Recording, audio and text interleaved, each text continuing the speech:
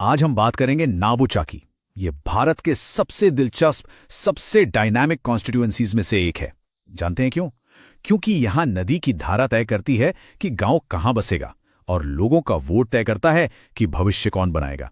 तो चलिए आज आंकड़ों के आईने में देखते हैं कि कैसे यहां की जमीन और यहां का लोकतंत्र एक दूसरे से उलझे हुए हैं। तो ये है नावबोईचा, असम के लखीमपुर जिले में एक ऐसी जमीन जिसे यहाँ की ताकतवर नदियों ने बनाया भी है और बिगाड़ा भी। यहाँ के लोगों का जो जज्बा है वो भी इन नदियों जैसा ही है, कभी शांत तो कभी उग्र। यहाँ की सियासत को अगर समझना है तो सबसे पहले यहाँ की मिट्टी और पानी के मिजाज को समझना होगा। दरअसल यहां की पूरी कहानी ही दो ताकतों के टकराव की है।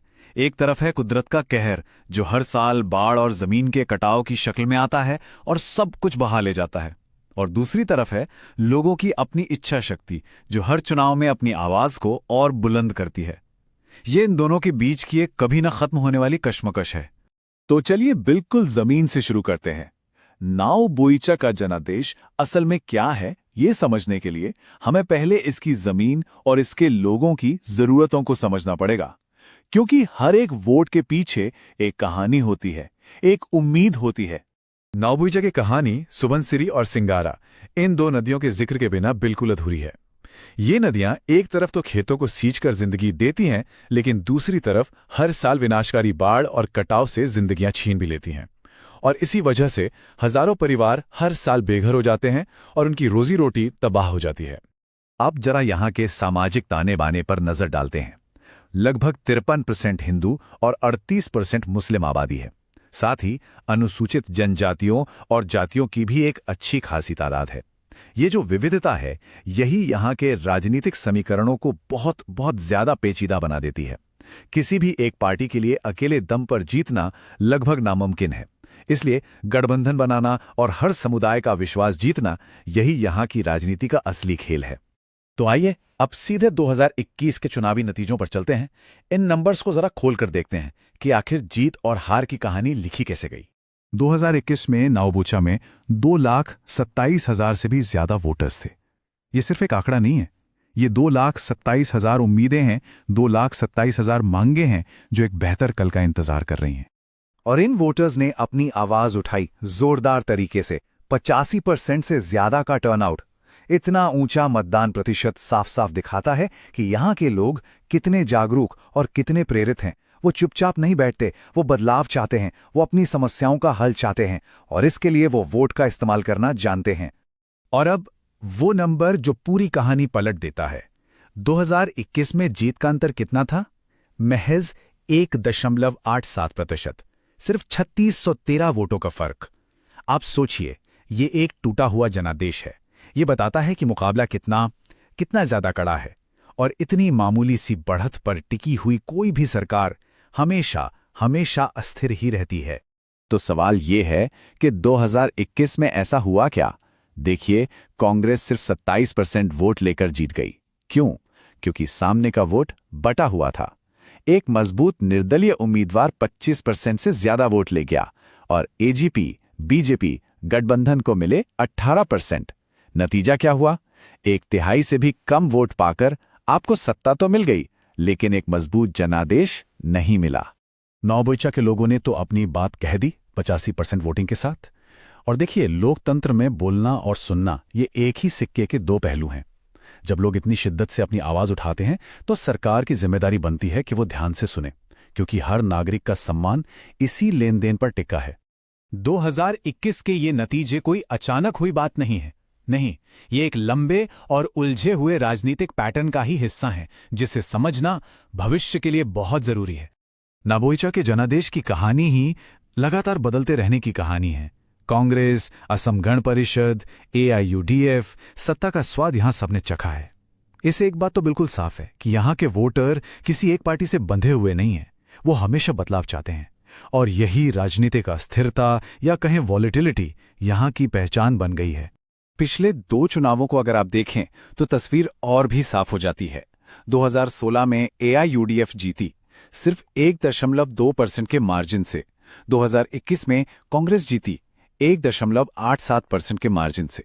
पैटर्न एकदम क्लियर है, मुकाबला हमेशा तगड़ा होता है, जीत का अंतर बहुत मामूली रहता है और किसी भी जीतने वाले को एक मजबूत स्थिर जनादेश नहीं मिलता। अच्छा, अब तक हमने समस्या को समझा, उसका विश्लेषण किया। अब जरा समाधान की तरफ बढ़ते हैं। ये सेक्शन एक असरदार, लोगों पर केंद्रित शासन के लिए एक मुमकिन ब्लूप्रिंट देगा। तो एक बहुत जरूरी सवाल पूछना बनता है, वोट से हटकर नौबोईचा के लोगों की असल मांगें हैं क्या? जब हम इन मांगों को समझते हैं ना, तो वो सिर्फ शिकायतें नहीं रह जाती, बल्कि वो वोटर्स का दिया हुआ एक सीधा सीधा जनादेश बन जाती हैं। तो आखिर यहाँ के लोग चाहते क्या हैं? देखिए, वो कोई बड़ी बड़ी पॉलिटिकल आइडियोलॉजी नहीं मांग रहे हैं, नहीं, वो तो बस अपनी रोजमर्रा की जिंदगी में सुधार चाहते हैं। क्या है उनकी मांगें? बाढ़ और कटाव से बचाने वाले बांध, गांव तक आने जाने के लिए पक्की सड़कें, घरों में बिजली और साफ पानी, खेतों के लिए फसल बीमा और सिंचाई का इंतजाम, और हां, अपने नौजवानों के लिए रोजगार। बस यही वो असल मुद्दे हैं जो किसी भी राजनीति को जमीन से जोड़ते हैं। इन समस्याओं को हल करने के लिए एक चौतरफा रणनीति की जरूरत है। हम इसे चतुर्मुख सिद्धांत कहते हैं, जिसके 4 स्तंभ हैं। 1. सही चुनावी रणनीति। 2. एक मजबूत जमीनी संगठन। 3. लोगों के दिन से जुड़ने वाली कहानी यानी नैरेटिव। और 4. इन सब को लागू करने के लिए सही संसाधन। जब ये चारों पिलर एक साथ काम करते हैं, तभी असली बदलाव आता है। इन्हीं में से एक स्तंभ है नैरेटिव स्ट्रैटेजी, यानी लोगों से जुड़ने की कहानी। ये कहानी होनी चाहिए भरोसे की, कल्याण की और आपसी सद्भाव की। मिसाल के तौर पर, किसी नेता के लंबे कार्यकाल को यथास्थिति या स्टेटस क्वो कहने के बजाय उसे विनम्र अनुभव के तौर पे पेश करना, ताकि लोगों को ये लगे कि यह तजुर्बा उनकी मुश्किलों को हल करने में काम आएगा। और आज के जमाने में जब हम लोगों तक पहुंचने की बात करते हैं, तो एक चीज साफ होनी चाहिए, हर इंसान का पर्सनल डेटा उसी का होता है। कोई भी पॉलिटिकल पार्टी अगर उनसे बात करना चाहती है, तो ये साफ सहमति और भरोसे की बुनियाद पर होना चाहिए। हर नागरिक की प्राइवेसी का सम्मान करना, ये सिर्फ एक कानून नहीं है, ये भरोसा बनाने की पहली सीढ़ी है। चलिए, अब हम इस पूरे विश्लेषण के आखिरी हिस्से में हैं। यहां हम उस रास्ते की बात करेंगे जो डेटा को एक मजबूत जनादेश में बदल सकता है और सही मायनों में नौबोईचा के लोगों की सेवा कर सकता है। तो आगे का रास्ता क्या हो सकता है? सबसे पहले एक 10 सूत्रीय लोकल रिलीफ एक्शन प्लान लाइए, जो सीधे बाढ़ और रोजगार के मुद्दों पर काम करे। दूसरा, घर घर जाकर लोगों की शिकायतें सुनिए, ताकि भरोसा फिर से बन सके।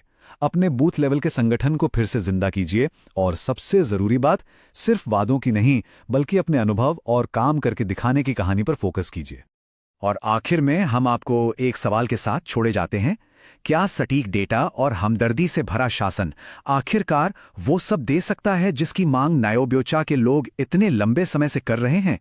क्या जमीनी हकीकत और राजनीतिक रणनीति के बीच जो दूरी है उसे पाटा जा सकता है?